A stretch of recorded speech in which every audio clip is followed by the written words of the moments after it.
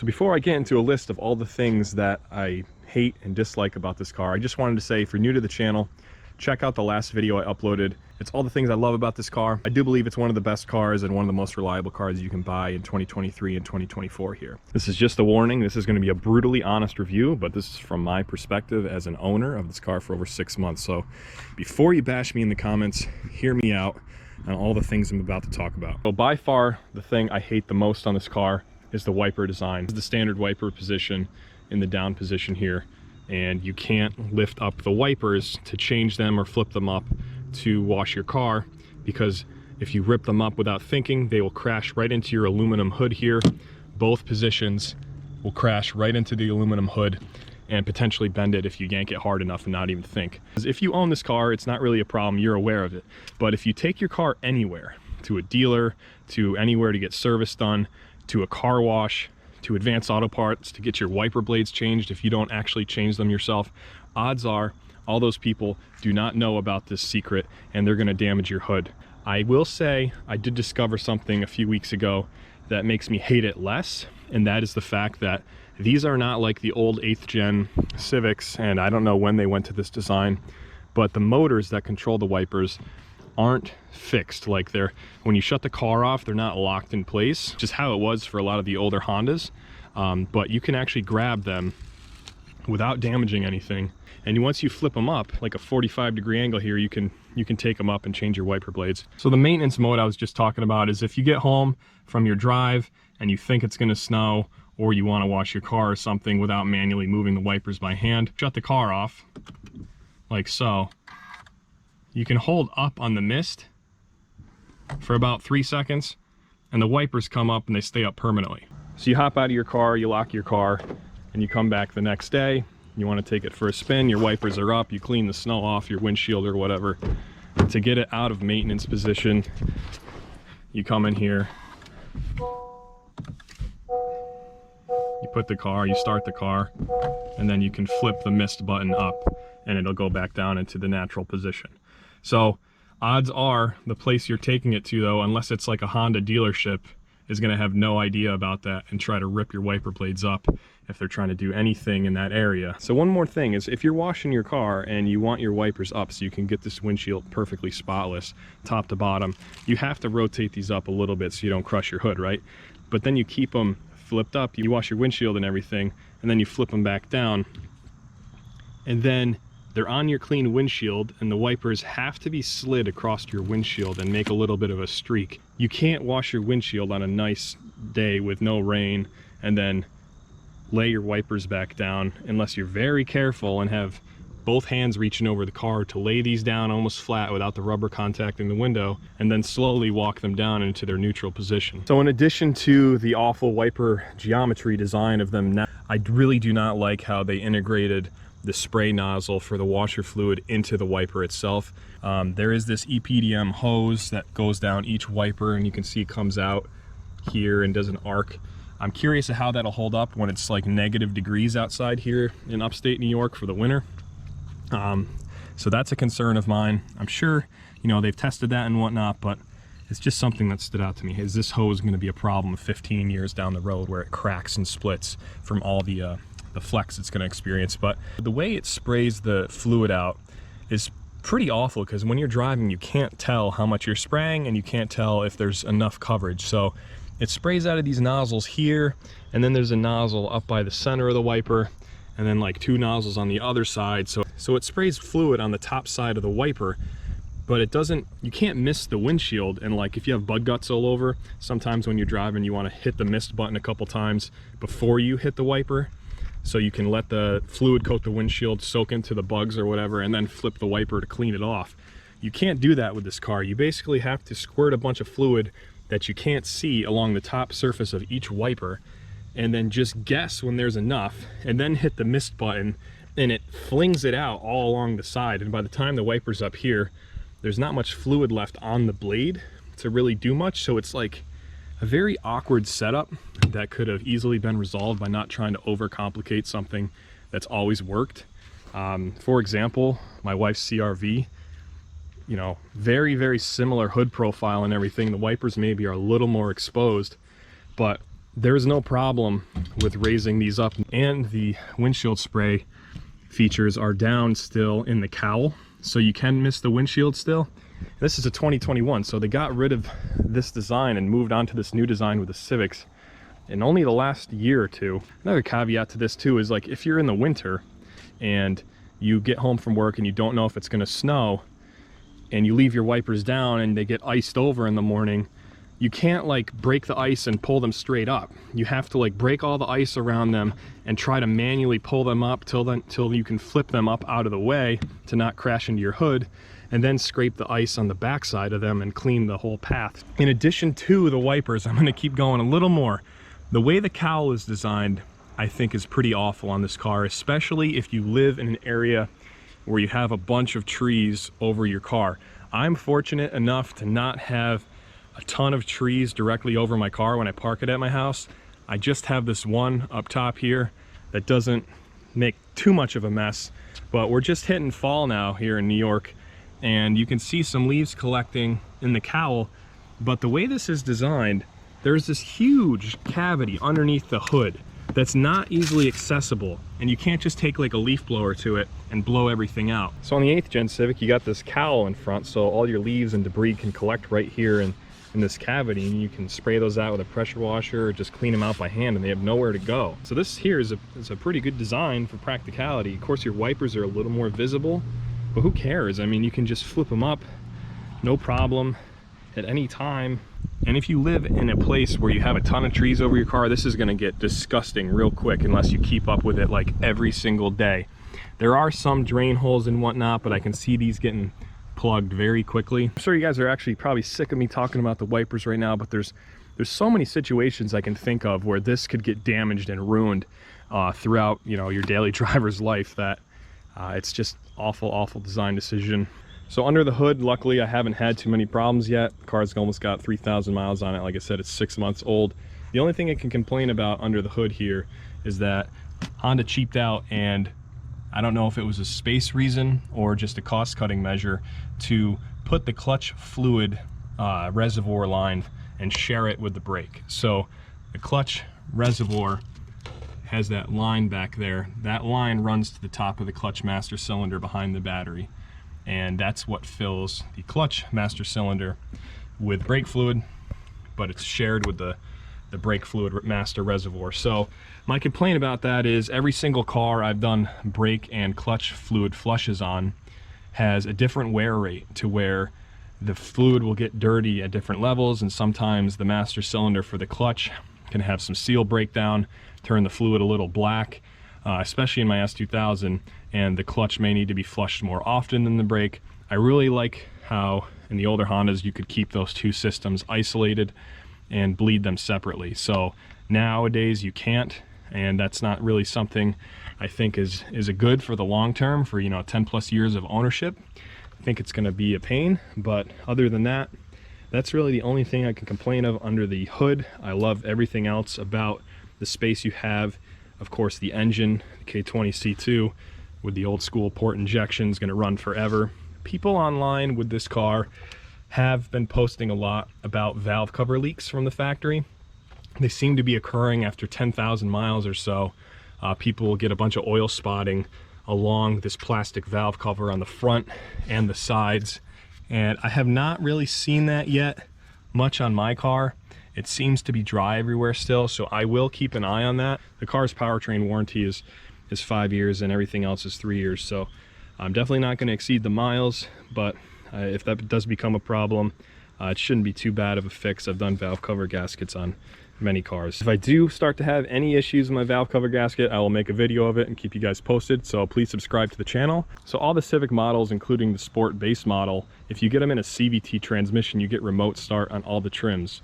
The manual cars, doesn't matter what trim you buy, you don't get remote start. There's sensors in the car to tell if it's in gear or not, in first gear or in neutral, and there's sensors in the car for the parking brakes. So I would think that it wouldn't be too hard to integrate remote start into this car. where if you hit the button, the car would do a self-check to make sure the e-brake is on and the car was in neutral, and then it would remote start without a problem. The fact that they kind of just said screw it for the manual cars, I think was an oversight. It's kind of nice to have if you live in the northern climate. So since we're on the topic of talking about what sensors are in the car for first gear and whatnot, I just want to talk about hill assist. I would still prefer a manual e-brake in this car, but in 2023, 2024, you can't complain too much because every single car is going to electric park brakes. But what's surprising is the electric park brake system is not what controls hill assist. What controls hill assist is the car can sense when your clutch is in and you have to be in first gear.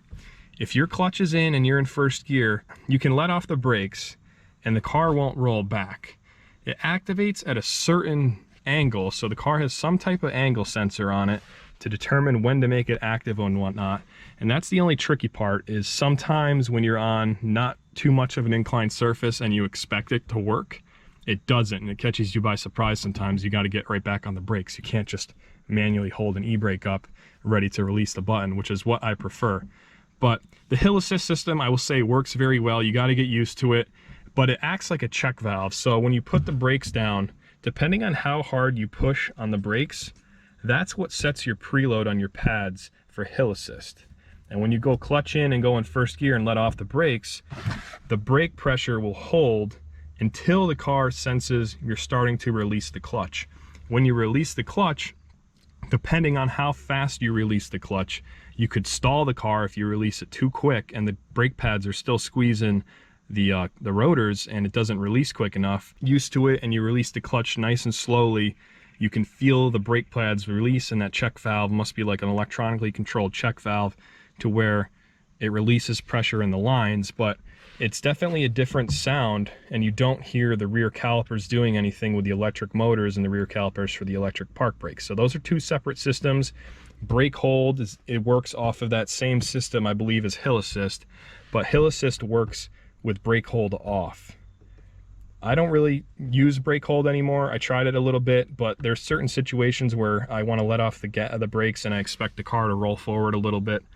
And with brake hold, pretty much anytime you stop, doesn't matter what you're doing or how much of an incline you're on, the brake system will hold your car stopped with the brake hold feature on. So I don't use that, but the hill assist works automatically. There's no way to turn it off. One of the other things I absolutely hate about this car, and this applies to the sport touring, and the Type R, with everything with a manual transmission these days for the Civic lineup has this completely horrible designed center console, you know, pad and everything, with this cutout and the way they put these cup holders back further, and the depth of the cup holders, which I'll show in a minute, are pretty awful compared to my 8th gen, because you can't shift this car with a regular water bottle in these positions without your arm smacking into it, which is something they had figured out many years ago in the Civic to make these deeper. But now there's a giant hump through the center of the car. Like we're back to the days of the 90s Civic with the giant hump through the floor. So you don't have a flat floor in the rear. And this giant hump is probably for the exhaust and everything, so they could put flat trays underneath the car for aerodynamics. But because of that, you have that big hump. You cannot put your cup holders deeper. They become a giant issue, as seen here in this video. Just completely ridiculous how we're taking steps backwards in design for practicality of the Civic versus things they had figured out many years ago and that worked. So this here is a video of my 8th gen, just showing how there's really so much room available and depth for the cup holder that nothing interferes with it, and you can slide the center console back and forth to, you know, put your elbow on wherever you want and still touch the steering wheel, throw a water bottle in the cup holder, and have tons of height to where you can still shift the car without any obstruction. But yeah, the big problem is there's no sliding center armrest here, which is very cheaply made. This thing weighs like almost nothing and it feels very cheap. But the padding is pathetic too, and the worst part about it is the cutout. So the padding is very thin, but the edge of this U shape here has like a plastic lip where the padding ends, and this like half-inch square section right here is where my elbow naturally wants to lay when I'm on the steering wheel. So I'm always playing the game of bouncing my elbow on that very uncomfortable lip while I drive the car in my relaxed position, like cruising on the highway or whatever. I always set it there for a second and I get uncomfortable. So I take this arm and I set it back and I pretty much just use my left hand, but that's never been an issue for me in my 8th gen. So huge step back for that in regards to the center console. If you guys have the same problem, let me know. I knew I got a lot of comments on the last video I made complaining about this, and it seems like a lot of people out there agree with me. And one other cost-cutting measure that I complained about in that video I made was there's no sliding cup holder hider here like the 8th gen had. It'd be really nice to have that still, because I use that all the time. If I was going a short distance and I didn't have any drinks I needed to put in these cup holders, I'd keep that cover closed 90% of the time, and the cup holders inside would not accumulate any dirt or debris or anything. They would stay clean. Now, you know, these are exposed all the time. It's a little bit more of an eyesore, and it just more cavities to collect dust and crap when this is your daily driver. So keep those things in mind. Like I said, not ideal. Even with the Type R, man, you put your elbow there and it wants to just fall into this strange region where it just wants to sink into this bottom cup holder, because this whole area back here is pretty much useless when you're trying to keep your hand on the wheel and drive. However, with all that complaining, I know I'm sounding like I'm critical, guys. Stay with me here. I'm just trying to give an honest review after, you know, from an owner's perspective after owning this car for 6 months. But I will say there are cars on the market right now that don't even have really much of a center armrest. The Subaru BRZ, you know, the Toyota GR86, and even the GR Corolla doesn't really have a nice center console where you can rest your elbow on. So we still get it in the Civic, but it's definitely a downgrade from Civics of the past. And I know this will vary, and this may not be an issue to many people based on your build and how tall you are and whatnot and where you rest your legs. But for my height, 6'3", resting my knee over here, this hard plastic does get a little annoying on long road trips. But that's very subjective, like I said. May not bother 90% of the people, just thought I'd mention it. You know I already ranted about this, so I'm not gonna rant too much, but the storage space inside the car compared to previous Civics of the, you know, past it's a huge step backwards in amount of stuff you can fit. There's only a couple places to put things. The cubbies and the doors are much smaller than Civics of the past, and the center console is very, very small compared to Civics of the past, basically because they keep bringing the windshield towards you and shortening the dashboard, which is the exact opposite philosophy of what they did with the 8th gen. The 8th gen created a lot more storage opportunities and bigger cubbies because of how big the dashboard was and how much more sloped the windshield was. I'm really not a fan of black glossy plastics. I really like how Honda did not put it down around the shifter where you touch a lot. I really like how the Sport Touring has this in piano black, but the Sport just has a flat black panel here. I like that on the Sport because that's not going to look dirty. You have piano black on the trim on the steering wheel, which hasn't really gotten too dirty for me in 6 months, but this piece that goes around this really nice vent design, I'm always wiping it down with a microfiber because it collects dust and shows dust like none other. I really would have liked if that was like a, you know, brushed aluminum look or something. I really don't like piano black anywhere in the cars to keep them looking cleaner for longer. The steering wheel, it looks pretty nice on here, but everything on the steering wheel is very nice. The leather is phenomenal, the stitching is really nice, and I haven't had a problem with anything yet there. You know, if you look at it, it's just very flexible. It feels like a very thin molded piece of plastic that's snapped on here. And you know, when you're driving and stuff, when you touch it, it kind of makes some creaks once in a while, and it's just not the highest quality feel compared to some of the Civics of the past that I've driven. Another weird thing too, it's not really a complaint, but something to keep an eye out for, is the way this new steering wheel is designed. The horn protrudes really far. It looks pretty cool from this angle, but when you look at it from the side, the horn with the airbag sticks out quite a bit further than I'm used to. So if you're getting out of the car and using the steering wheel to get out of the car, there's been many times where I've just grabbed the steering wheel to pull myself out of the car, and if you're trying to lay your arm flat while you're doing that, it hits into the horn. And I've honked the horn many times in parking lots, and then people looking at me all weird and stuff when I'm just trying to get out of the car. It's also happened if you're trying to back up or something and you're doing one of these motions with the wheel and your arm just keeps hitting the horn while you're doing something like that. That's definitely happened to me too, so keep that in mind. Just an annoying quirk. Talking more about the steering wheel, I will say overall I love it. The only concern I have are these buttons, these clicking buttons up and down for your cruise control. and your volume. I've used the volume one a lot, and the aggressiveness of the clicks when you click it are pretty substantial, and I question how long they will stay clicky like that for 10-15 years of this car's life. And even in 6 months of me owning this car, I've pressed the volume down many times in certain situations, more than any other command probably on the steering wheel, and it already starts to sound and feel different when I'm doing volume down versus volume up.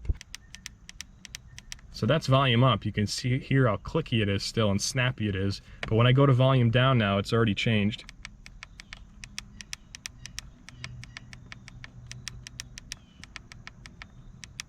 You can hear there's a substantial difference there, and there is a little bit of difference in feel already with how those buttons react. So just the snappiness of them, I worry about lasting throughout, you know, a decade of use. In the back seats, you already know that I really don't love how they put this giant hump back in the car. I'm not going to go into much more detail about that. It speaks for itself compared to the 8th gens, how they had the floor completely flat. But the only other thing I'm going to complain about here in the back is these can kind of rattle. I was going to complain of just how they cheaped out, and it's plastic all the way to the actual fake leather part of the seat here. So I imagine if you're a rear seat passenger, your back would be sitting on the plastic as opposed to not all on the seat. Might be uncomfortable, but after doing a little bit of research and seeing some pictures of wrecked Civics, this may need to be plastic per design because of the airbag in here. There's actually an airbag curtain in here that explodes outwards in an accident, I assume in a side impact accident, that protects the rear seat passengers. You know, there's airbags in the seats too that expand along the stitching, so I don't see any reason why they couldn't have made this part of the seat. So the hatchback has like 5 inches less trunk depth than the sedan. And that might not seem like a lot or a deal breaker, because this one, if you take a look on paper, this one has like 10 cubic feet more storage space because of the hatch. But it's not as usable as in certain situations if you have 2 car seats in the back like me most of the time. Folding the seats down 90% of the time when I'm driving around is not an option. And taking a look at the hatch. So check out the video I uploaded on the channel about the cargo space comparison to my 8th gen and to the 11th gen sedan, but this is significantly shorter than the sedan of, you know, all the Civics generations. So fitting stuff in without folding the rear seats down, lengthwise you have less available options and less available space than if you had the traditional trunk in the sedan. I would have went with the sedan if they offered it in 6-speed manual. Unfortunately, Honda doesn't offer the new 11th gen Honda Civics in a 6-speed manual in the sedan form unless you get the SI. So you're paying a markup for a 6-speed sedan no matter what you do. In addition to the front wiper, I don't understand the rear wiper either, and the fact that I can't flip this up more than like 10 degrees here. So when I'm washing the car, I have to hold it up and get the sponge underneath and let it flip down. I don't really know if there's a maintenance position you can get this to. If someone knows, please let me know in the comments if there's something I gotta push to release it and have it go up all the way. But I imagine this it makes it difficult to replace the wiper blade if this is how far this thing comes up. So just another observation there. In addition to the bad design on the wiper on the front, I did find out that these rubber pieces on the wiper blades themselves are no longer replaceable. On all the past HRVs, CRVs that I've had for like the last 10 years or so, the wiper blades from Honda had these inserts, and you could just buy the rubber insert piece for like $5 to $10 and keep the OEM plastics and everything. I think that was an awesome design and an awesome feature to keep the OEM look for the wiper, the high quality. You're not wasting any material that way. You're keeping the OEM wiper and you're just replacing the actual blade itself. But from what I've read and looking at it right now, the rubber blade on these new 11th gen Civics are not removable like they used to be on the previous generation Hondas. So that's quite a letdown, because I think you have to buy a whole wiper blade assembly, and if you buy the OEM one, I'm sure it costs a lot of money, and if you buy anything aftermarket, I'm sure it's not going to look nearly as pretty as the OEM one. So it is worth noting that all the nozzles for the windshield washer fluid are not part of the wiper at all. Just so you guys know, they're all part of the stock that the wiper mounts on. So Not exactly sure if it's a special wiper that installs on here or not. I imagine you are limited with your options, but just another thing I thought I'd point out for you guys. So taking a look at the rear car, my only complaint is the lack of an exhaust tip. Like the Sport, Sedan, and even the HRV Sport of 2024 have a nice finished exhaust tip pointing out the back of the car, and the hatchback with the 6-speed manual just has this nice diffuser. I do like the diffuser, but they could have integrated a nice finished exhaust tip into the right rear there, just like the Sport Sedan. I think it would have looked a little bit better, but I guess you can't have everything. Maybe they're gonna add that in the refreshed one 2025, I'm not sure, but that's a pretty minor complaint. One thing that's really been a nuisance and taken a little bit of the new car experience away from me is the fact of the leaking hatch I've had, and not the fact that it's still leaking. If you saw previous videos on my channel, I picked this car up from the dealer brand new in April 2023, and the hatch was leaking from day one. Brought it right back to the dealer a week later, and they had it for a full week, said they couldn't find any leaks, and then I got the car back and it magically stopped leaking, and it still has not leaked one drop since May of 2023. So we're in October right now. It's been a solid 5 months of not one drip, but I'm so paranoid about it, and there's so many posts about it leaking online. And when if you haven't seen the videos that I uploaded, it leaks from this seam here and this seam here. But like I said, we've had an extremely wet year. I think it's a record year for how much it rained here in New York, and driven the car through some extremely heavy rainstorms. Hasn't leaked since May. So but the only downside is I'm so paranoid about checking it all the time now, which you shouldn't have to do with a new car, that I've been driving around without a spare.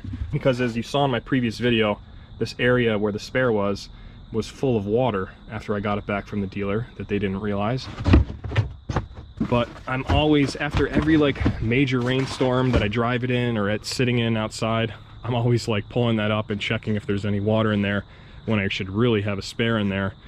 So it kind of takes that feature away, because I'm always paranoid the thing's gonna leak. I'll report back more as the winter comes along here and we get to sub-zero temperatures, if that's gonna shrink certain seals and materials to where it'll start leaking again.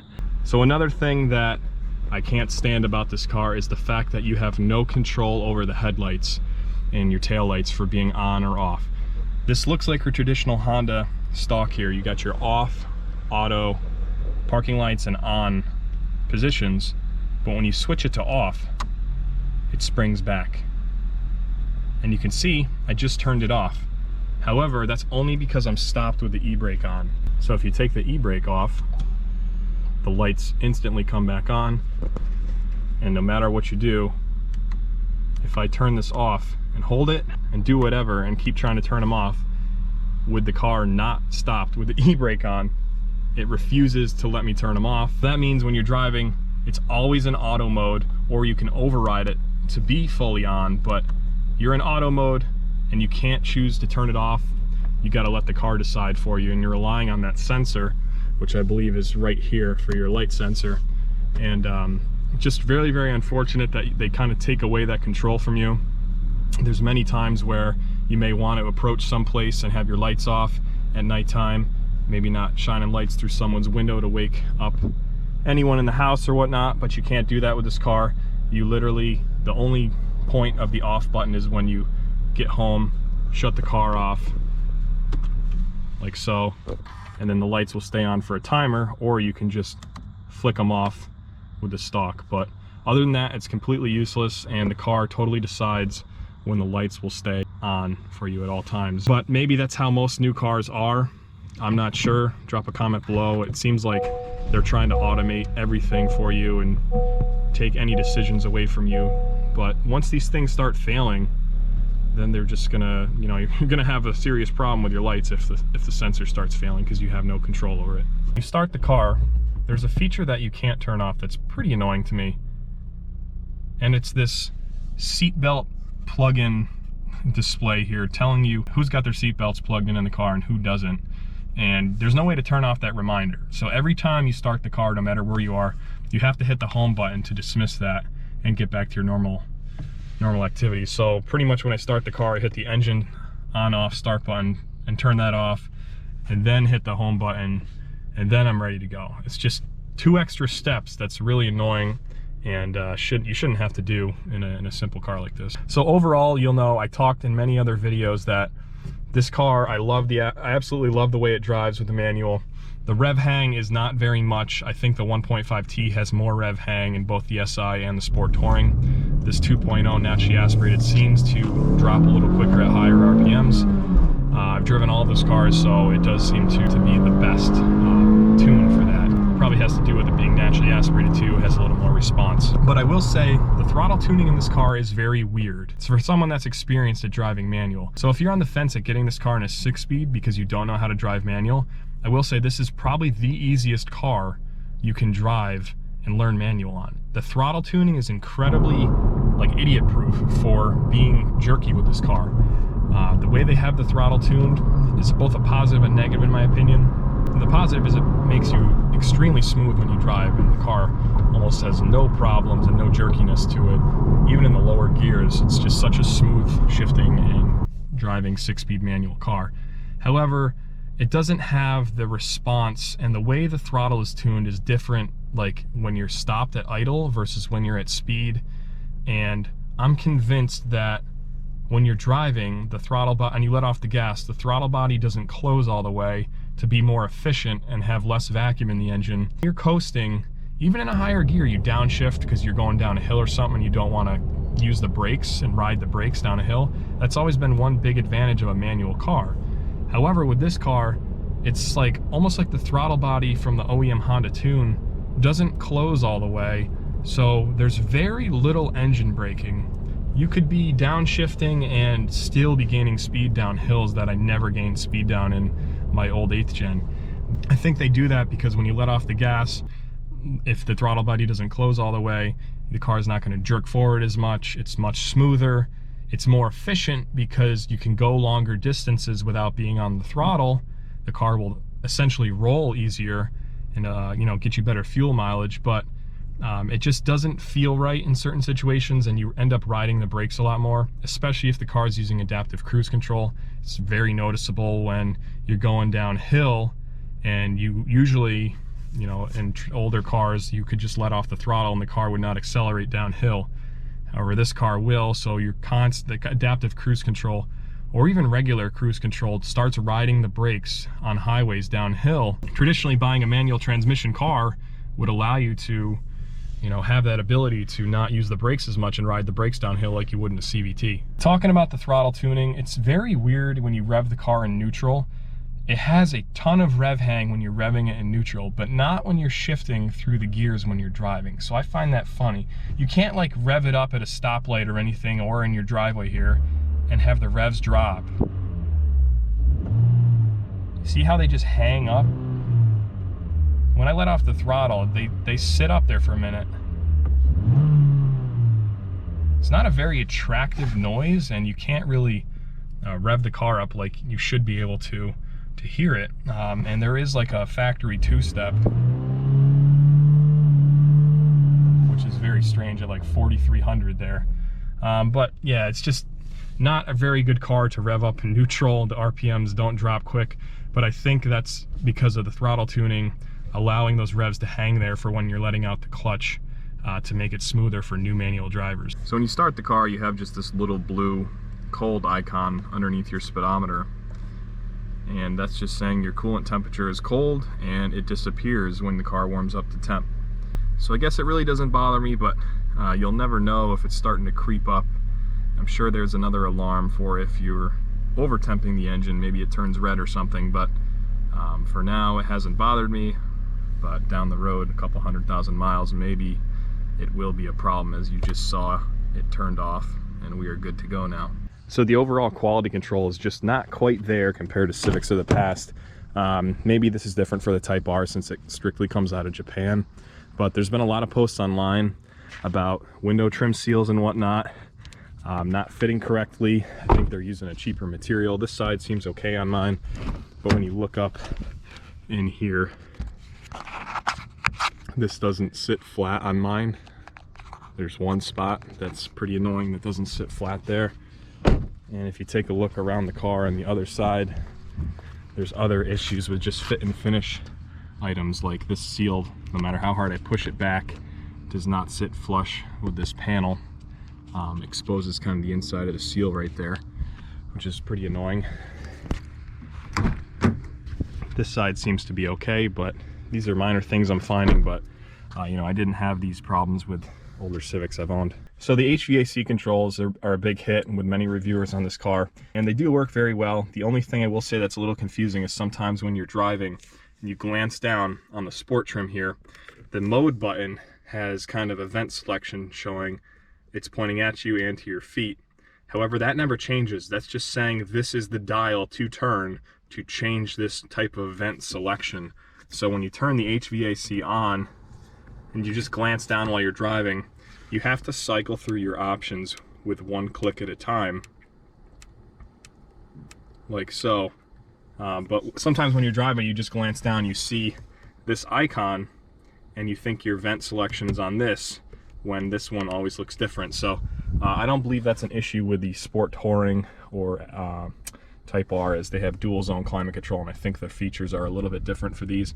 But for the lower trims and the SI, that is a little bit of an annoyance for me. I would have liked it if there was, you know, for symmetry they had to put 3 dials here, but if there was just 4 switches here that you could easily just glance over and press the one that you wanted. So when you're driving, it's definitely distracting to look down at that tiny icon and cycle through one by one to see kind of which one you want. I will say though, another thing is too, it does show it on the dash here as you cycle through click by click, so you can always click by click and stare at the screen, but you're still taking your eyes off the road longer than you should. So the dinging noises and the alerts you get while you're driving can be extremely distracting. So when you're driving in the heavy rain and situations where the camera can't see clearly out of the window, you end up with an enormous distraction of alerts on the dashboard telling you that the camera can't see correctly and some of your functions are interrupted. And this system is pretty relentless. If you dismiss the message, it will come back in 30 seconds, a minute, whenever it decides, and keep alerting you throughout your whole drive that the windshield's obstructed and the camera can't see very well and pick up the lines on the road. This can be mitigated by turning off your assists here. If you hit your bubble button down here, you can see your assists pop up, and there's only 2. There's lane keep assist, which I keep permanently disabled. But the one thing you can't turn off while driving is the collision mitigation braking system.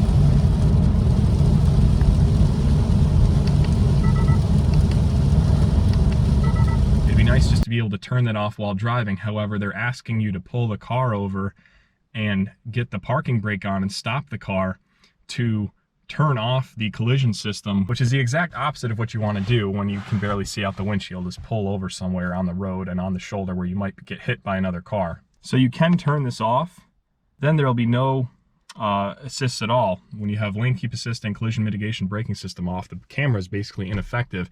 However, the annoying part is once you make that selection, that doesn't stay as a default setting. You can leave the lane keep assist off. However, you can't leave the collision system off by default, and every time you start the car from now on, it be off. That is turns on by default every time you turn the car on. And so unless you remember to turn that off before you leave, or you have to pull over along your drive. My only complaints about the whole infotainment system is that the only way to pause your music is by pressing the icon on the touchscreen.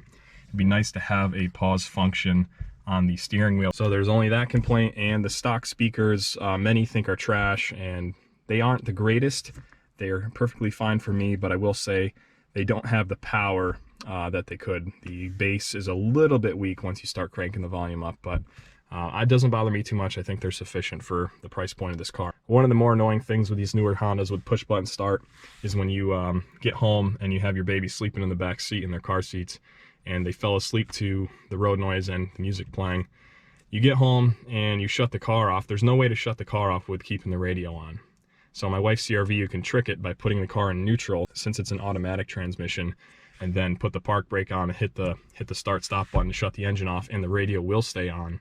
But in this car, there's absolutely no way to get home and shut the engine off and leave the radio on while the car is just an accessory mode. The area I'm going to hit on talking about the dash is kind of how this car is geared more towards CVT. Definitely didn't do any extra effort to make it kind of unique to the manual car. 99% of these cars are sold with a CVT, so it makes sense to not put a ton of extra money into making the manual much different. You know, you got to reuse as many parts as you can, keep costs down. When you have a CVT car, you could care less about the tachometer. So there's actually an option in the system to turn the tachometer off, and the speedometer, you know, like 40% of the screen is analog.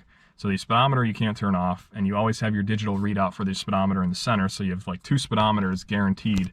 But for a manual car, the only tachometer you have is the digital screen on the left, and you have the option to turn that off. So when you turn the tachometer off, it actually overrides it that it's always on if you select your no content screen. But if you go to your range and fuel or speed and time, it will only show that data and turn the tachometer off. So I find that interesting that they tricked me here, where I thought you could turn the tachometer off and just have the screen be blank on a manual car, but if you do click no content, it will always default to bringing your tachometer up. So that's a little bit of a quirk there. But I was going to say, if you can turn it off and make this thing like a 1990s DX Civic. Only other complaint I have, and you've heard it in my previous video, the only way to see your trip meter is to put it in the center of your tachometer here. So if I go to range and fuel, you'll see my trip meter and my trip B. But the only way to see that is when you have that on this screen. You can't change the center odometer over here to read your trip and hide the mileage. You always see the total mileage on your car. And that's a little annoying, because sometimes I don't like to see how many miles I'm racking up, and I just want to see the trip meter, which I usually reset trip A every time I fuel up with gas, just to get an idea how many miles I went per tank. But that's really all I can complain about there. The car is geared more towards a CVT, mainly because when you turn the tach off, and you even have the option to turn the tach off, the CVT drivers don't really care what the engine RPM is at. When you drive a manual, that's very important, and you want to know what the engine RPM is at. So I kind of like the classic layout here with no content in the middle, and the, you know, obviously the analog speedometer on the right, but you can't see a trip meter with this setup. So usually when I get low on fuel is when I switch back to the range and fuel view on the tachometer there. It would have just been very easy to put another button here for the trip button, which cycled the center section from the odometer to trip A, trip B, just like the Accord has. As far as the engine's concerned, it's a little strange with the way Vtec kicks in on the intake cam at 5,500, and this car's red line is 6,800. So you only have, you know, a 1,300 RPM window there of when Vtec is engaged. And that's really geared towards the CVT drivers, because when you floor it in a CVT, the engine will kick into Vtec and remain in Vtec throughout your whole pull. But with the manual car, once you get and shift at 6,800 RPM, every single shift you make is going to drop the RPMs below 5,500, and Vtec will disengage again. So you're always in and out of Vtec if you're trying to do an acceleration run in this car, which I think is a little strange. Of course, you can get a tune on the car, K-Tuner or Flash Pro, and lower that Vtec engagement point so that it's more usable and you can make more power in the mid-range and keep it in Vtec during all your shifts. But just thought I'd point it out that that's another item that's, I think, geared more towards the CVT cars. So I really don't like how this fuel door, you have to push on the paint to click it up, and it has this plastic hinge on here that rotates in and out to lock and unlock it. However, the annoying part is when you're washing the car and you have the car unlocked, if you run the sponge over this area a little bit too hard, the door will pop open and closed on you continuously while you're washing the car. So that's pretty annoying. I would have preferred it just to keep it the simple pull lever with the cable to it, like Hondas have always been, but this does save components. They don't have to route the cable all the way through the car. So I guess this is kind of the way of the future. I really don't like the capless fuel filter. Type R is the only 11th gen Civic that doesn't have the capless system. I just think there's more opportunities for crap and debris to get down in the fuel tank without an actual cap on there. Really don't see why it's such a big deal to go capless on everything, but yeah, the fuel door is a little bit of an annoying quirk. And when you're washing the car, make sure to keep your key fob out of your pocket, because when you're running the sponge over near the door handle area, or you're pressure washing near the door handle area with the key fob in your pocket, this sensor for locking the car and then unlocking the car is very sensitive to where the car will continuously lock and unlock itself when you're washing it, and that will affect the fuel door. This is locked when the car is locked, and when the car is unlocked, you can push this and open it up. So seems a little bit overcomplicated. There's a solenoid in there that seems like it could fail more easily than just the old simple cable mechanical solution, but I just thought I'd point that out to you guys. Overall, I do like the handling characteristics, but the rear suspension is definitely softer than it should be on a sport model. The spring rates on this car are the same for the LX, the Sport Touring, and I believe, you know, they could have made the handling a little bit better by putting a stiffer spring and damper package in the rear. As you see here, I'm just sitting on the car. You can see how much the suspension compresses. So if you put two full-size adults in the rear seat, you're tucking tires already, and the car is really sagging in the rear end. And it just contributes to an overall more numb feeling around turns when you're driving. They do have a bigger sway bar on the rear than Civics of the past. I think it's a 17.5mm sway bar on the rear, and the SI only has an 18mm, so only a ½ millimeter smaller in diameter, but the spring rates are less than half the stiffness than the SIs. So because of that, I have picked up a set of rear dampers and springs from an 11th gen SI as seen here, and I plan to install them on this car in a future video. I believe they're interchangeable so that the handling on this car can be equivalent, almost equivalent to an SI. You already have the same exact wheel specs as the SI. These are 18x8 plus 50. These are just a glossy finish. The SI comes with a matte finish, but it's the same exact wheel. So once you tune the rear springs to be a little stiffer and use the SI spring rate and leave the fronts the same, because the front spring rate is the same between the Sport and the SI sedan. So the hatchbacks really just need the rears stiffened to make it a little more confidence inspiring and handling, but you're going to lose a little bit of rear ride comfort, might clunk a little more over bumps and be a little rougher of a ride. However, I kind of like that sporty engagement feeling, so I plan to swap those in the spring. I live on a long private road, and I use this car to throw trash bins in the back because our garbage cans are at the end of the private road for the trucks to pick up.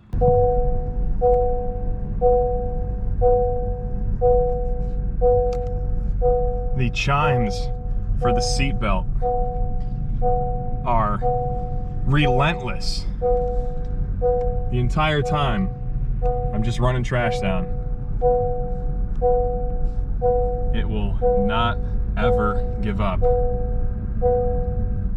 So thank you guys for watching. This video came out a lot longer than I expected now that I'm sitting here editing it, and I really just wanted to be as thorough and give you guys as much of my opinions on this car after owning it for 6 months, putting over 3,000 miles on it, of all the things that I hate, that I dislike, and all the quirks of this car that I found. Let's all just be thankful that Honda still gives us a cheap 6-speed manual reliable daily driver. I'll complain about it as much as I want, but I'll continue to buy their cars in the end of the day, and that's what matters. So thanks guys for watching. Give the video a thumbs up, leave a comment down below if you agree with all the crap I've been saying, or if you have different opinions, or if you think I'm being ridiculous. I know I'm gonna get a lot of hate for how long this video is and how many things I talked about here, but if you're in the market to buy this car, keep all these things in mind. That being said, obviously they didn't bother me enough to not buy the car, but some of them I noticed only after owning the car for a certain amount of time here. So stay tuned, subscribe guys, and I'll catch you in the next one.